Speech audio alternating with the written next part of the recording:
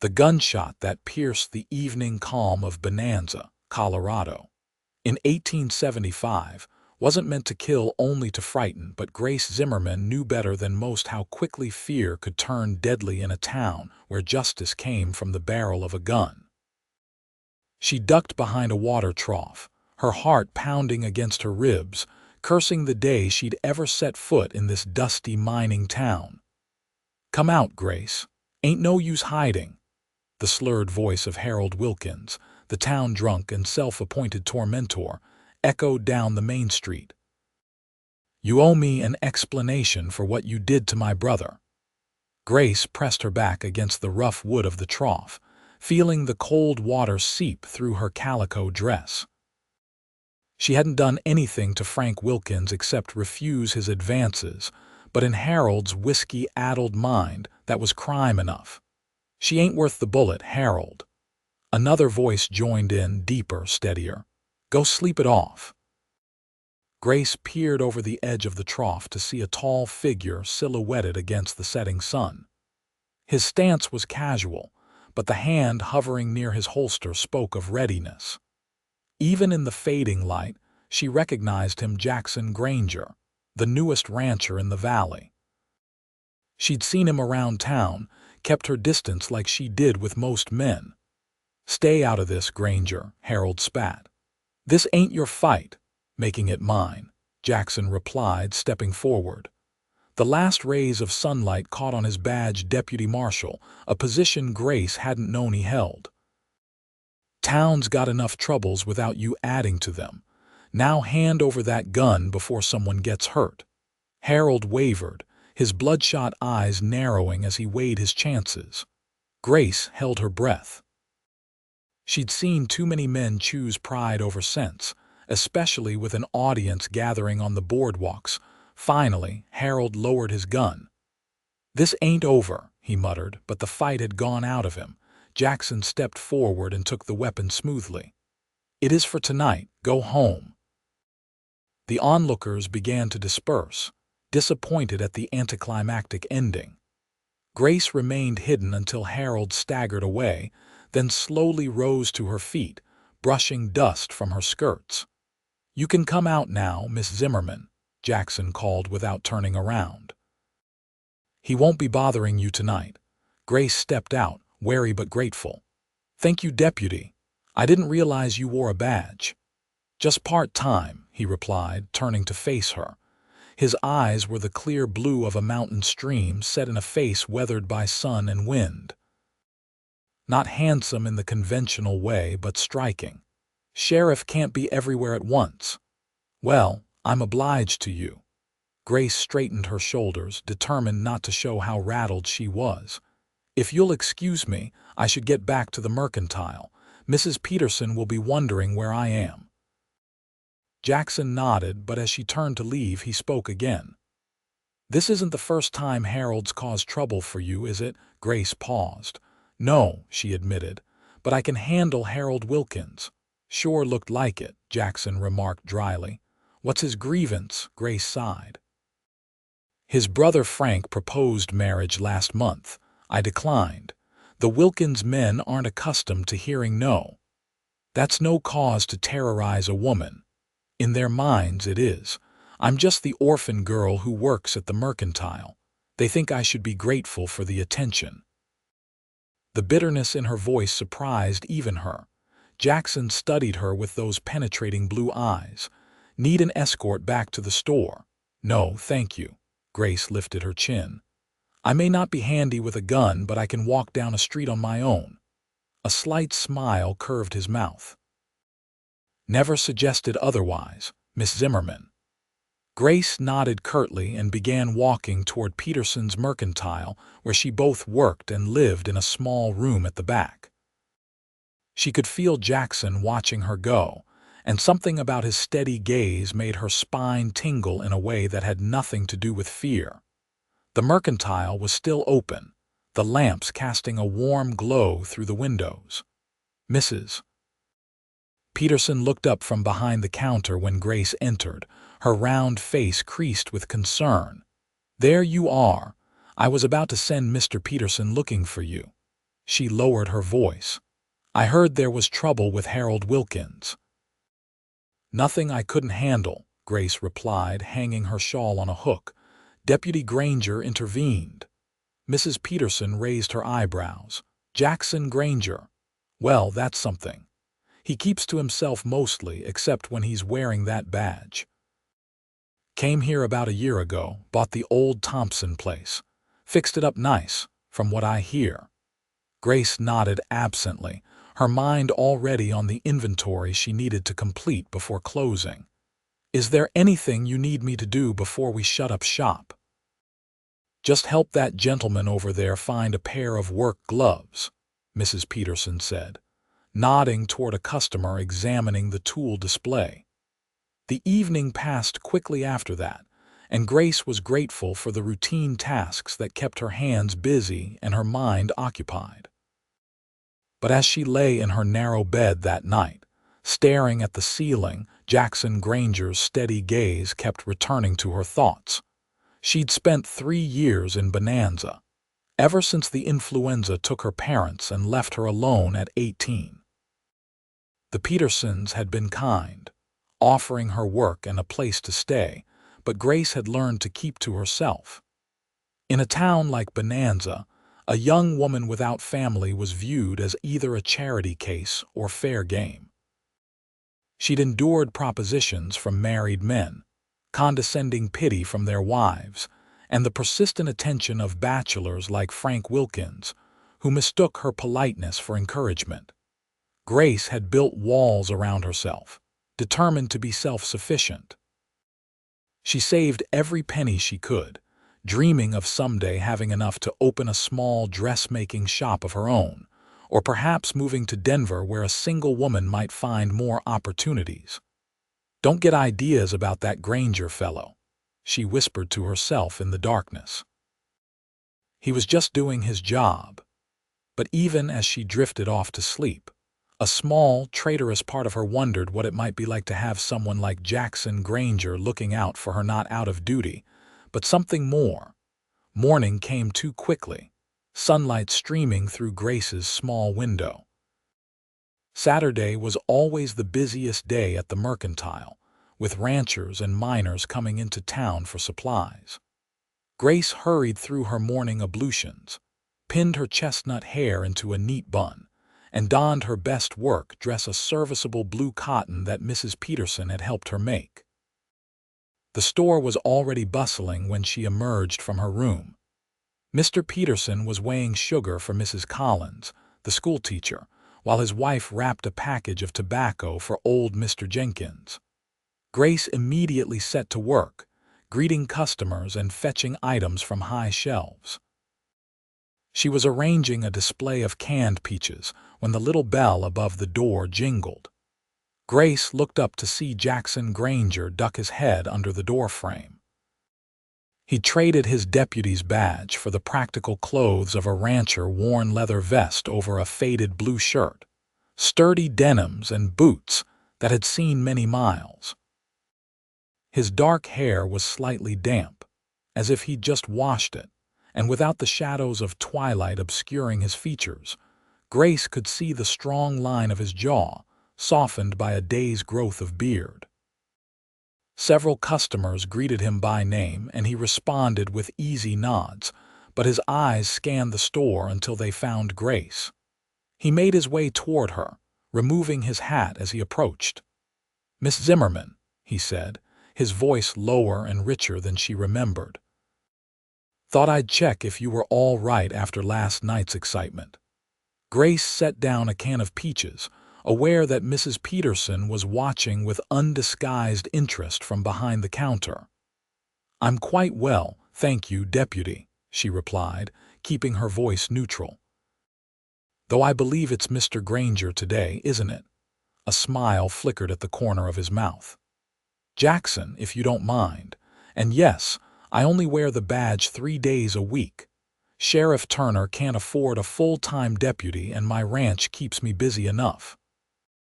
"Well then, Jackson, I appreciate your concern, but as you can see, I've survived the ordeal intact." Grace gestured to the store. Was there something you needed today? Flour, coffee, ammunition? Actually, I need something for a leaky roof. Got caught in that storm last week and discovered my cabin's not as watertight as I thought. Grace nodded. All business now. We have some tar paper in the back. How much do you need? As she led him toward the building supplies, she was acutely aware of him behind her, his height, the quiet confidence in his stride, the faint scent of soap and leather. I heard Harold Wilkins left town this morning, Jackson commented. Apparently he's gone to stay with a cousin in Leadville for a while. Grace turned in surprise. Really? That's unexpected. Sheriff might have suggested it would be in his best interest to take a lengthy holiday. Jackson's expression gave nothing away, but there was something in his eyes, a protectiveness that made Grace's chest tighten. You didn't have to do that, she said softly.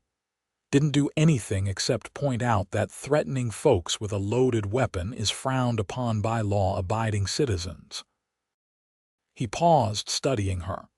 You don't like accepting help, do you, Miss Zimmerman? Grace, she corrected, then regretted the familiarity. And it's not that. I just don't like being anyone's burden. There's a difference between being a burden and letting folks lend a hand now and then. Grace busied herself measuring out tar paper, avoiding his gaze. In my experience, people rarely offer help without expecting something in return. Jackson was quiet for a moment. Sounds like you've met the wrong kind of people. Perhaps. Grace handed him the rolled paper. Will there be anything else? Some nails would be helpful, he said, and maybe some information. Grace raised an eyebrow. Information? About that dress shop you're planning to open someday. Her mouth fell open in surprise. How did you, Mrs. Peterson mentioned it when I asked about you. At her look of alarm, he added, Don't worry, I wasn't prying into your personal affairs. Just wanted to know if you had family in town who might be concerned after last night's incident. Grace led him to the nail barrels, her mind racing. Was her ambition so obvious that Mrs. Peterson had mentioned it to a casual inquirer? And why was Jackson Granger asking about her at all? It's just a dream, she said finally, scooping nails into a small paper bag. Nothing worth discussing. Dreams are important, Jackson replied, his voice serious. They give us something to work toward. And what do you work toward, Mr. Granger? Grace asked, unable to resist turning the conversation away from herself. A shadow crossed his face. Building something that lasts, he said after a moment. Making a place where, he stopped, shaking his head. But you don't want to hear about my dreams, Miss Zimmerman. How much do I owe you for the supplies? Grace calculated the total, trying to ignore the curiosity his unfinished sentence had sparked. As she wrapped his purchases, she noticed a jagged scar running along the back of his right hand, the kind that comes from a knife fight or something equally violent. There's a social at the church next Saturday, Jackson said abruptly as he paid. Dancing, food, that sort of thing. I was wondering if you might consider attending. Grace nearly dropped his change. Are you asking to escort me, Mr. Granger? Jackson, he reminded her. And yes, I suppose I am, unless you'd rather go alone or with someone else. I wasn't planning to go at all, Grace admitted. Such gatherings aren't really to my taste. Disappointment flickered in his eyes, but he nodded. I understand. Just thought you might enjoy an evening away from the store. Grace felt an unexpected pang of regret. It's not that I don't appreciate the invitation, she found herself saying. It's just, you don't know me well enough, he finished for her. Fair point, Grace. Maybe we can remedy that sometime. He tipped his hat. Thank you for the supplies. As he turned to leave, Grace surprised herself again. Mr. Granger, Jackson, I close the store at 6 on Thursday evenings. Sometimes I take a walk by the creek afterward if the weather's fair. The smile that spread across his face transformed it. crinkling the corners of his eyes and revealing a dimple in his right cheek. "Thursday evening by the creek," he repeated. "I'll remember that." After he left, Mrs. Peterson hurried over, her eyes bright with curiosity. "Well, Jackson Granger doesn't usually linger over his purchases. What did he want?" Grace busied herself tidying the nail display. "Just some building supplies, and he mentioned Harold Wilkins left town." Mrs. Peterson gave her a knowing look. "Nothing about the church social." Heat rose in Grace's cheeks. "You were eavesdropping, Mrs. Peterson." "In my own store."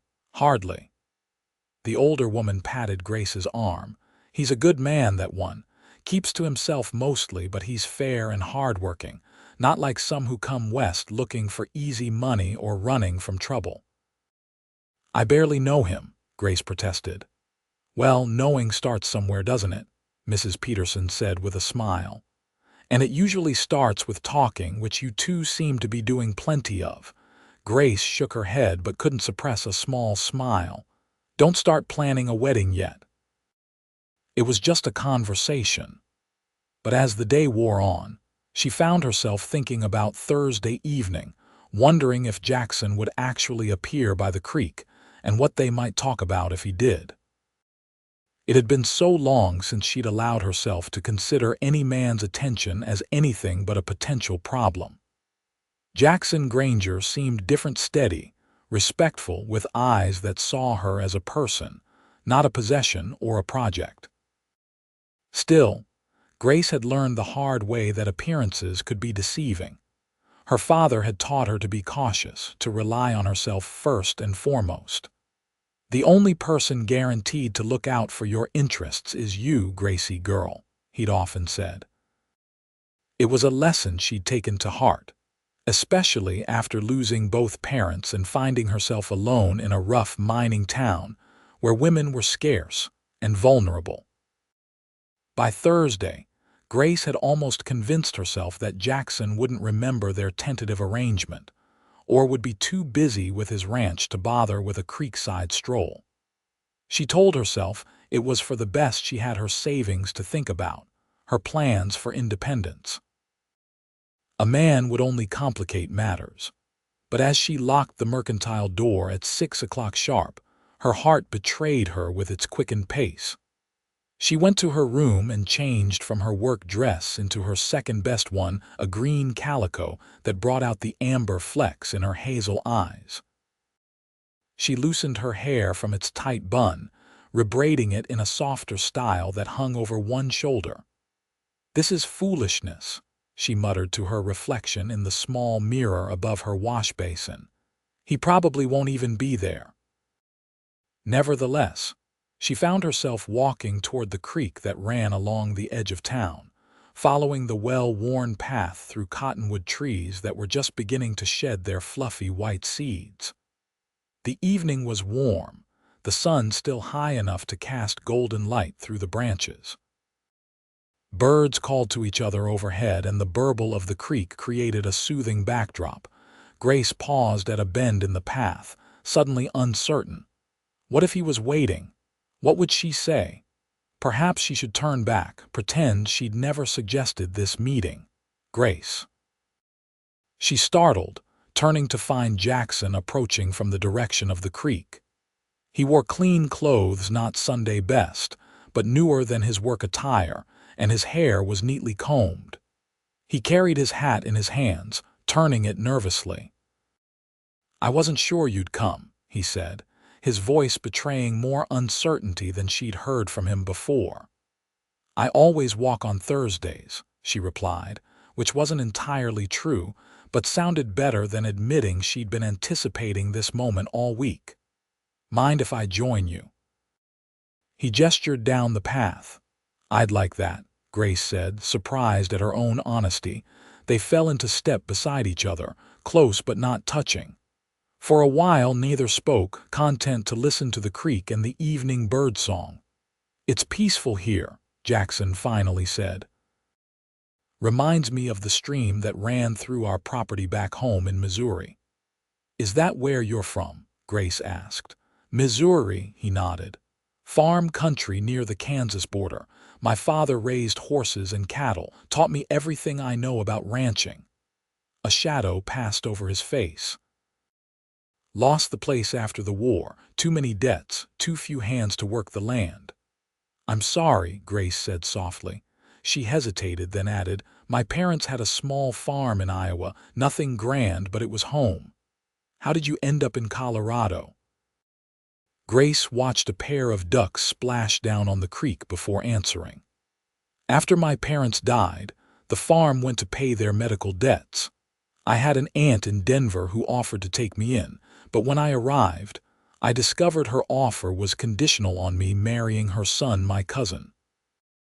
She grimaced at the memory. I declined and kept moving west. Ended up in Bonanza because the stagecoach broke an axle, and by the time it was repaired, I'd found work with the Petersons. Jackson whistled low. Your aunt wanted you to marry your cousin. That's precisely why I left in the middle of the night, Grace finished wryly. I may have been desperate, but not that desperate. Brave of you to strike out on your own, Grace shrugged. Not brave, necessary. She glanced at him.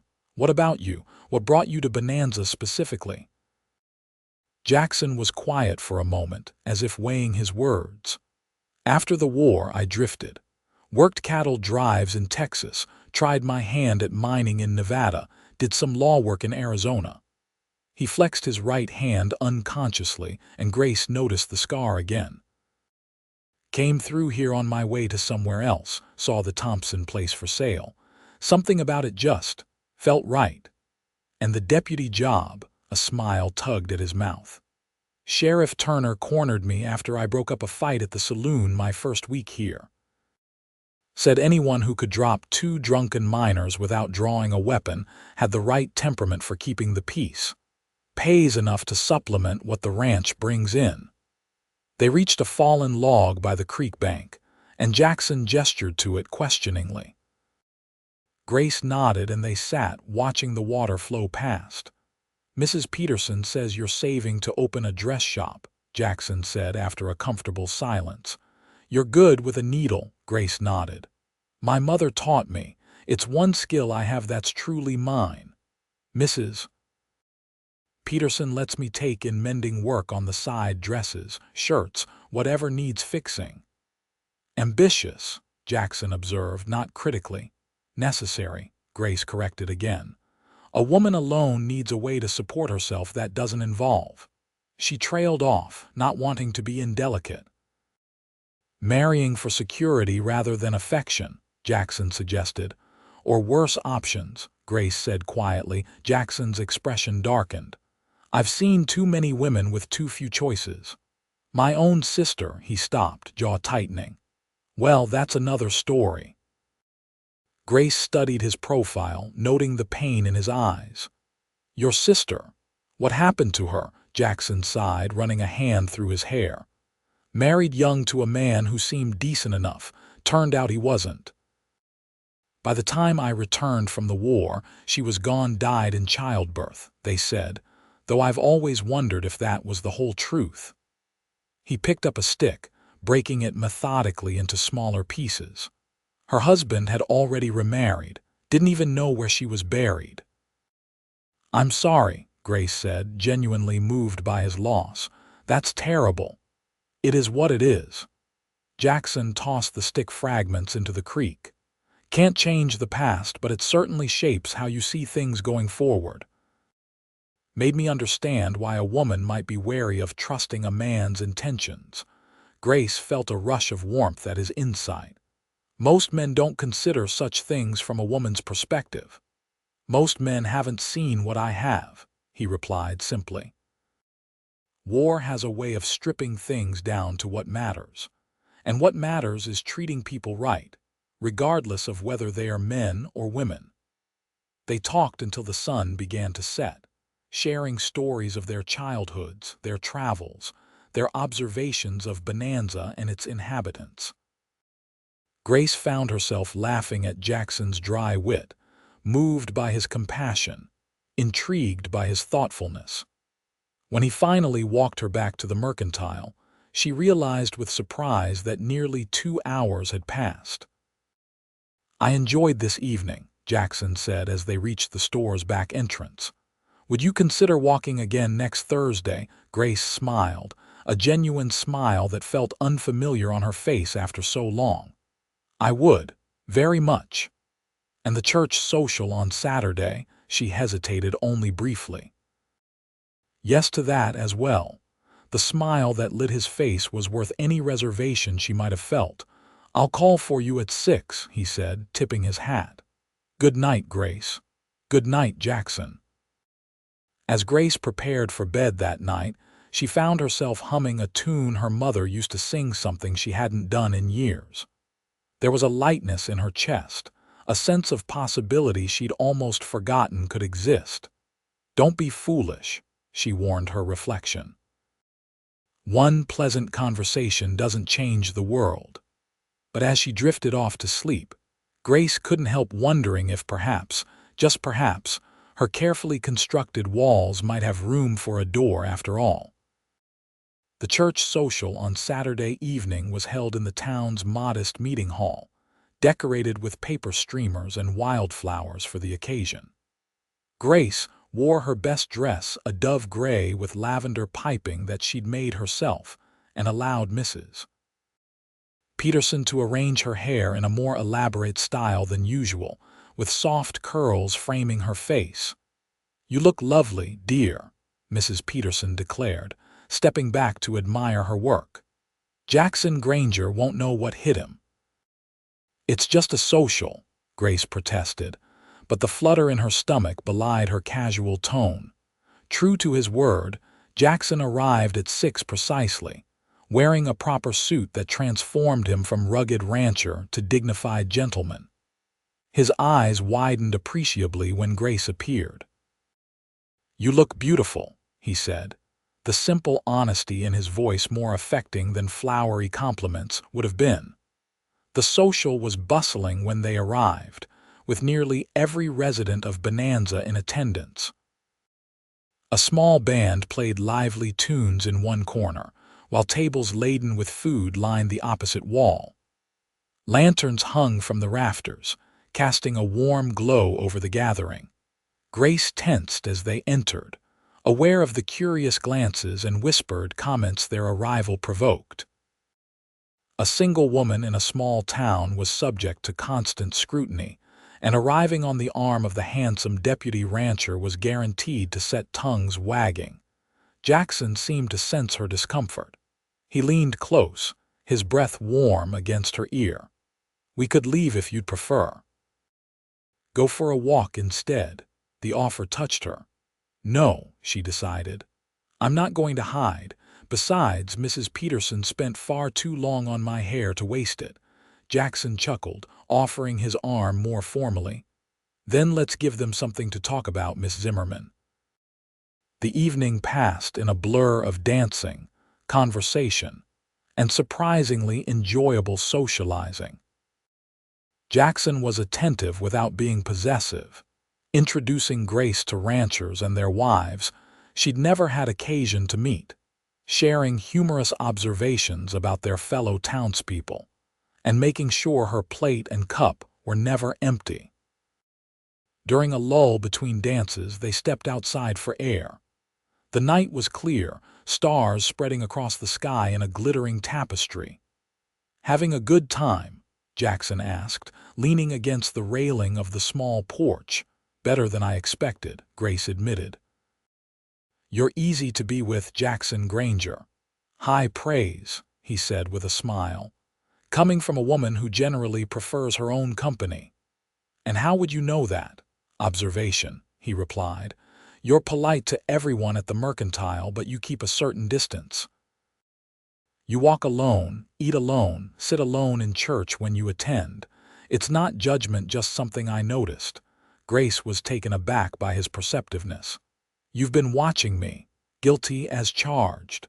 He turned to face her fully. "From the first day I saw you measuring out flour for Mrs. Collins with such concentration, as if the exact ounce might make all the difference." "It does make a difference," Grace said defensively. In baking, precision matters. Jackson's smile deepened. See, that right there, that care for doing things properly, thoroughly. It's admirable. They were standing close now, close enough that Grace could see the faint scar near his left eyebrow, smell the clean scent of his shaving soap. For a breathless moment, she thought he might kiss her, and more surprisingly, she realized she wanted him to. Instead, the door swung open and Sheriff Turner stepped out, nodding to them both. "Evening, Deputy. Miss Zimmerman. Fine night."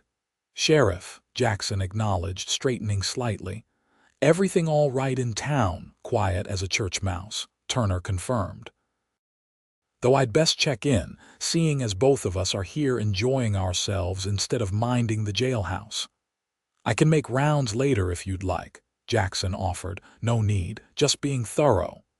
Turner tipped his hat to Grace. "Miss Zimmerman, you're looking mighty fine tonight." "Best not keep her standing in the night air, Granger. Ladies catch cold easier than us weathered old cowhands." After the sheriff returned inside, Jackson gave Grace an apologetic look. "Duty calls at the most inopportune moments." Was that an inopportune moment? Grace asked, feeling uncharacteristically bold. Jackson's eyes darkened.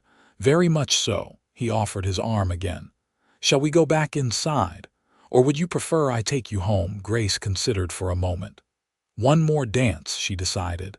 "Then home, I think." The last dance was a slow waltz, and Jackson held her with respectful distance, but his hand at her waist felt warm and secure. Grace found herself wishing the music would continue, prolonging this unexpected feeling of connection. When he escorted her back to the Mercantile afterward, they lingered at the door. "Thank you for accompanying me tonight," Jackson said formally, though his eyes held a warmth that made Grace's pulse quicken. "Thank you for asking me," she replied. "I had a wonderful time." Jackson reached out slowly, as if giving her time to pull away, and brushed a stray curl from her cheek. The gentle touch sent a shiver through her that had nothing to do with the night air. "Thursday by the creek?" he asked softly. Grace nodded. "Thursday by the creek." As spring gave way to summer, their Thursday walks became a cherished ritual.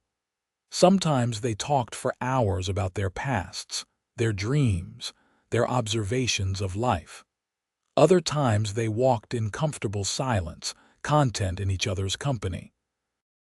Occasionally, Jackson would bring a book and read aloud while Grace worked on her mending, his rich voice bringing the words to life as the creek gurgled its accompaniment. Grace found herself looking forward to Thursdays with an anticipation that both thrilled and frightened her.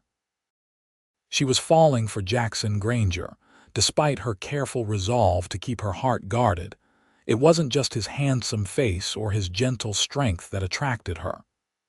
It was the way he listened when she spoke, as if her thoughts mattered deeply to him. The way he respected her independence while offering support. The way he never pushed for more than she was ready to give. By the time August's heat settled over Bonanza, Jackson had become a regular visitor at the Mercantile, often stopping by with small gifts, a book he thought she might enjoy, a unique button he'd found for her sewing collection, fresh berries he'd picked along his property line. The town had largely accepted their courtship, though Grace still heard occasional whispers about what a confirmed bachelor like Jackson Granger saw in the quiet shop girl. One particularly hot Thursday, they sat by the creek in the shade of a large cottonwood, seeking relief from the relentless sun. Grace had brought a pitcher of lemonade, and they passed a single cup back and forth, their fingers brushing with each exchange. "I've been thinking," Jackson said, watching a dragonfly skim the water's surface, "about what you said regarding your dress shop." Grace looked up from the shirt she was mending, one of Jackson's, torn during ranch work. "What about it?"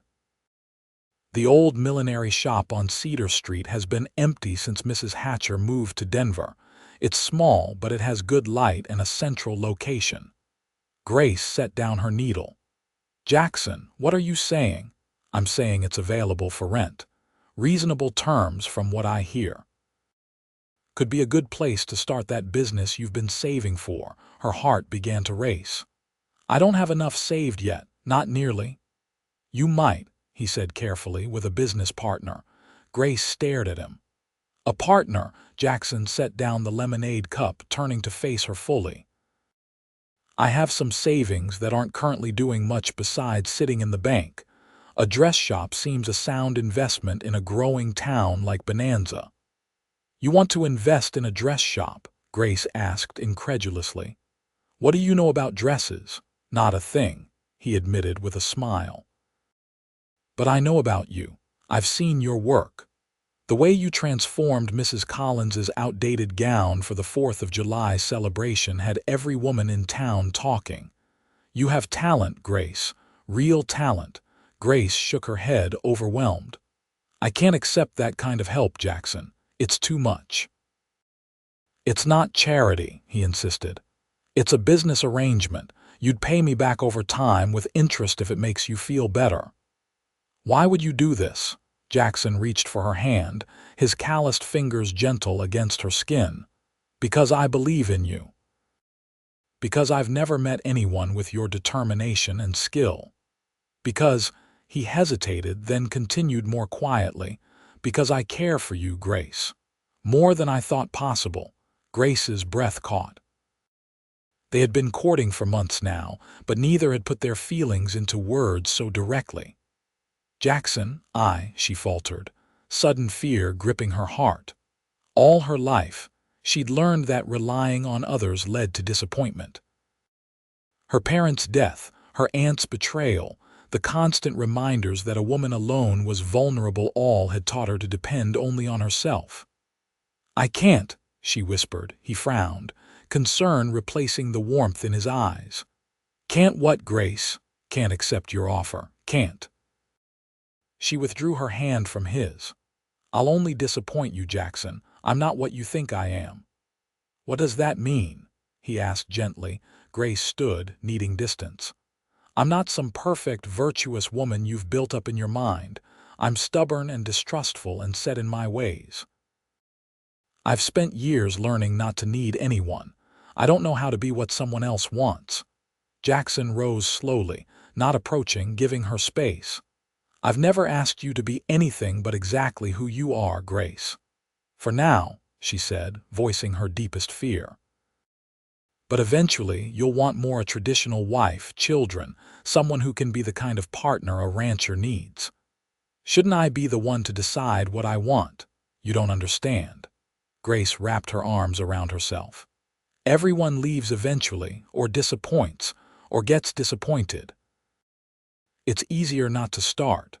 Jackson was silent for a long moment, watching her with those perceptive blue eyes. You're right about one thing, he finally said. I don't want a traditional wife, whatever that means. I want you stubborn, independent, talented you. With your dreams and your determination. He took a step closer. And Grace, you already make me proud, every day with your strength and your kindness and your refusal to settle for less than you deserve. His voice softened. Even now, when you're pushing me away because you're scared, I'm proud of you for being honest about your fears. Tears welled in Grace's eyes, surprising her. She rarely cried. I don't know how to do this, Jackson. I don't know how to let someone in. One day at a time, he suggested. And we don't have to decide everything today. The shop will still be there next week, next month. We have time, Grace. She nodded, wiping away a stray tear. I'm sorry. I didn't mean to ruin our afternoon. Nothing's ruined. Jackson offered a gentle smile. Truth is never a bad thing between two people who care for each other.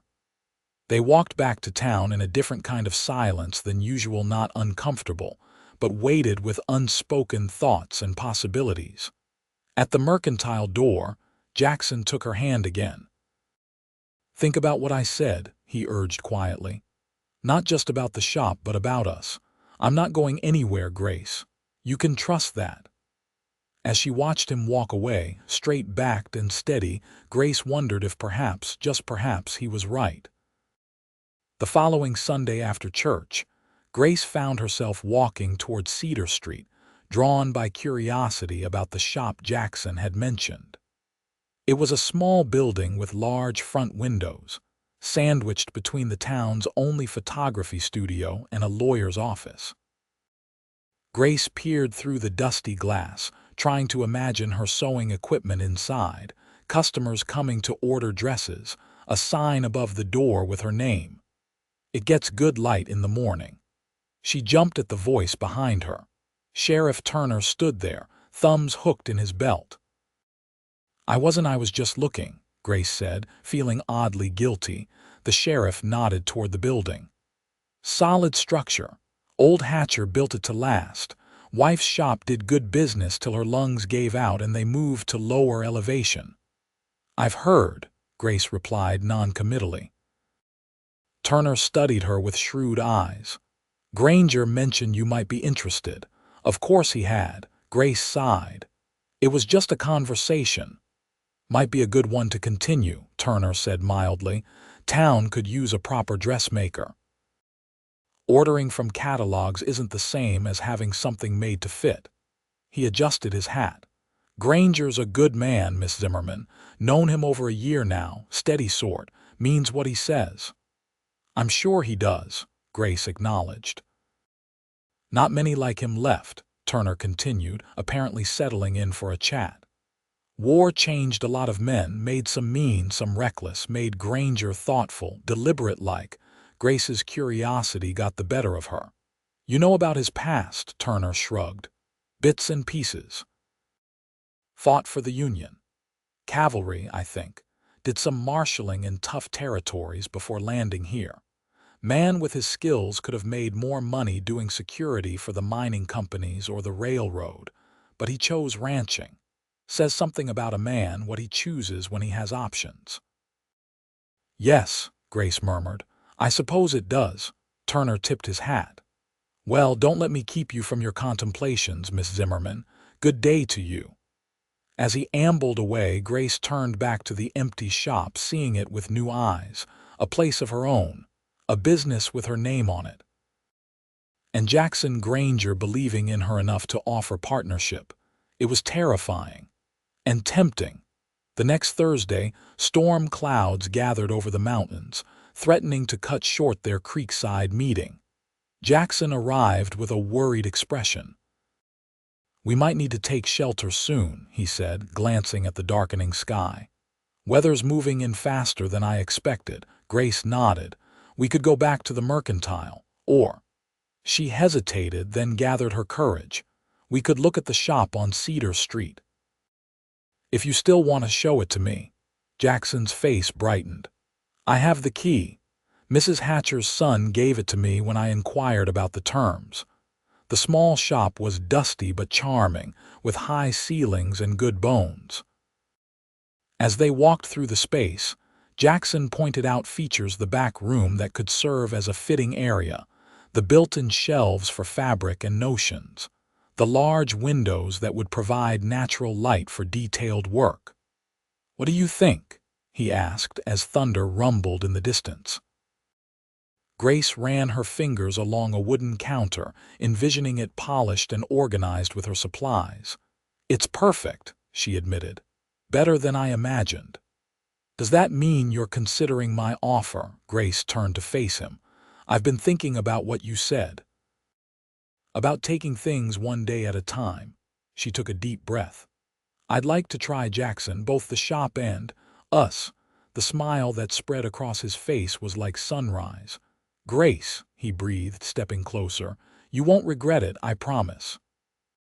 "Don't make promises you can't keep," she warned, but there was no real caution in her voice. "I never do." His hands came up to frame her face, gentle but sure.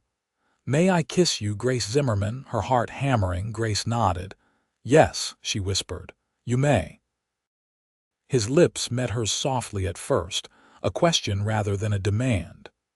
Grace answered by sliding her arms around his neck, drawing him closer. The kiss deepened, and Grace felt something inside her shift and settle, like a key turning in a long, rusted lock. When they finally broke apart, rain was pattering against the windows, but neither noticed. Jackson rested his forehead against hers, his breathing uneven. "I've been wanting to do that for a very long time," he confessed. Grace smiled, feeling strangely light. "Why didn't you?" "You weren't ready." He brushed his thumb across her cheek. "Some things are worth waiting for." The partnership agreement they drafted was simple but thorough. Jackson would provide the capital for initial rent, supplies, and inventory. Grace would contribute her savings, skills, and labor. Profits would be split, with a portion going toward buying out Jackson's share over time if Grace wished. The terms were fair, even generous, and Grace insisted on putting everything in writing, protection for them both. By October, Zimmerman Fine Dressmaking opened its doors. Grace had spent weeks preparing, sewing sample garments, ordering fabrics and notions, arranging the shop to her satisfaction. Jackson had helped with the physical labor, repairing shelves, painting walls, building a new fitting platform, but he made it clear the business decisions were hers to make. Opening day brought a steady stream of curious townswomen, many of whom placed orders for winter garments or inquired about Christmas gifts for daughters and sisters. By closing time, Grace was exhausted but exhilarated. "A success," Jackson declared as he helped her tally the day's receipts. They sat at the shop's counter, shoulders touching companionably. "I knew it would be," Grace smiled, leaning into him slightly. "It's just the first day. The real test will be whether they come back." "They will." He kissed her temple. "Everyone who walked in today left impressed." I could see it in their faces. Their courtship continued to flourish alongside the business. Jackson often brought lunch to the shop on days when Grace was too busy to break for meals. She, in turn, made time for Sunday afternoon rides to his ranch, where he showed her the improvements he was making: a new barn, expanded corrals, fields planted with winter wheat. The small cabin he called home was simple but welcoming, with books lining the walls and a piano in one corner that Jackson admitted he played badly but enthusiastically. It was during these visits that Grace began to see more clearly the life he was building: not just a ranch, but a home, a future. As winter approached, bringing snow to the high country, Grace found herself thinking more often of that future and her place in it. The shop was thriving, exceeding even her careful projections. Her relationship with Jackson had deepened into something she trusted more each day.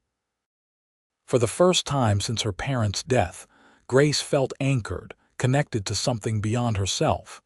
One snowy December evening, Jackson invited Grace to dinner at his ranch. "I have something I want to show you," he said mysteriously when he collected her from the shop. "Dress warmly." The ranch house was aglow with lamplight when they arrived, smoke curling from the chimney. Inside, Grace found the table set for dinner, a fire crackling in the hearth and delicious aromas filling the air. "You cooked?" she asked in surprise. Jackson shrugged, helping her remove her coat. "I manage not to poison myself most days, but I had some help with this meal. Mrs. Peterson contributed a pie." "Conspirators," Grace teased. "What's the occasion?" "Christmas is coming," he replied vaguely. "And I have a gift that couldn't wait." After a simple but delicious dinner of venison stew and fresh bread, Jackson led Grace to the hearth. "Close your eyes," he instructed, "and hold out your hands." Grace obeyed, feeling something flat and rectangular being placed in her palms. "Can I look now?" "Go ahead." She opened her eyes to find a leather portfolio in her hands. "What is this?" "Open it," Jackson encouraged.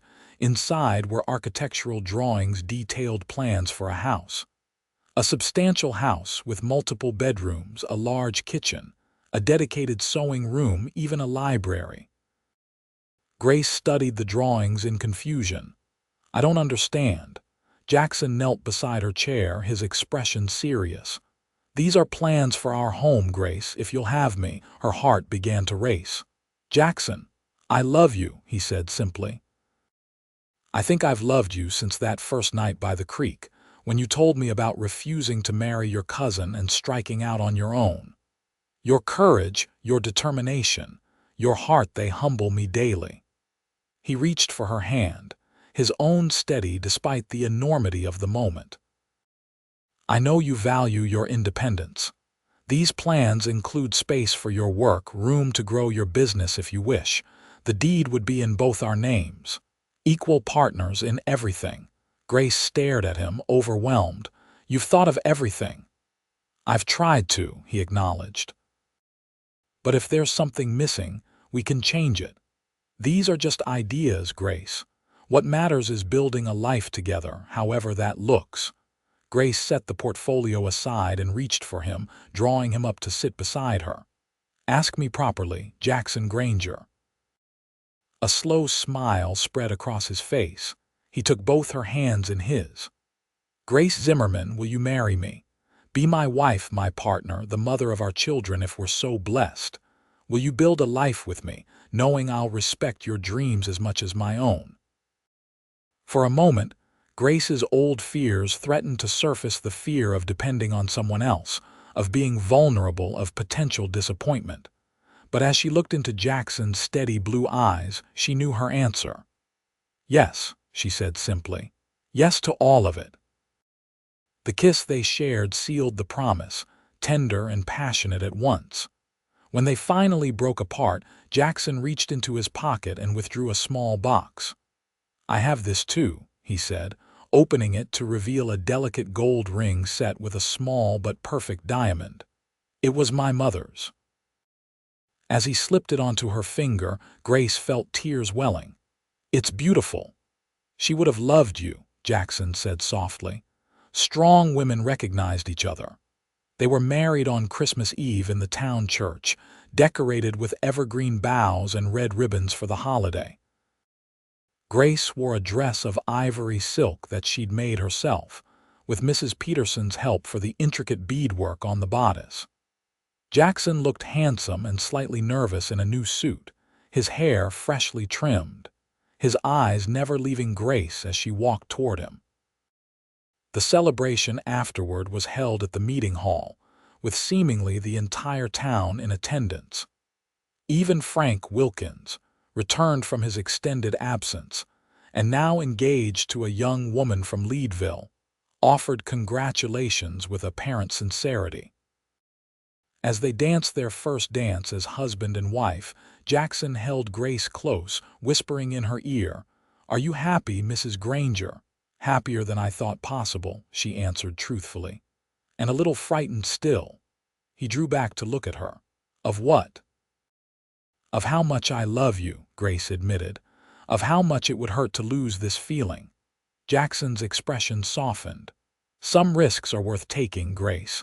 Loving is the greatest risk of all, but also the greatest reward. When did you get so wise?" She teased, but her heart swelled with the truth of his words. "Around the time I fell in love with a stubborn dressmaker who didn't need anyone but let me in anyway." Construction on their new house began in the spring, with Jackson overseeing the work between his ranch duties and deputy shifts.